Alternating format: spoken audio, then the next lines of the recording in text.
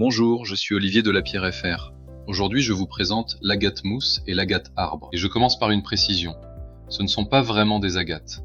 Une agate, c'est une pierre à bande concentrique, formée couche après couche dans une cavité volcanique. Ces deux-là n'ont aucune bande.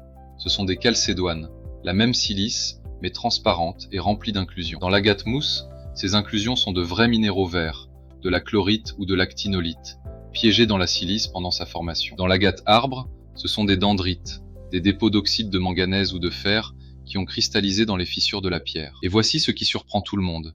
Ces motifs ne sont pas des fossiles.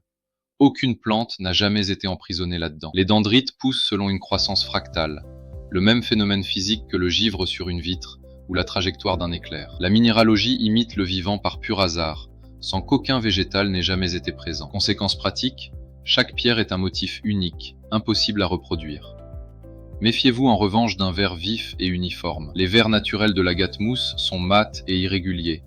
Une couleur éclatante et régulière signale une pierre teinte. En lithothérapie, l'agate mousse est traditionnellement associée au lien avec la nature et à la croissance. L'agate arbre à l'ancrage et à la stabilité.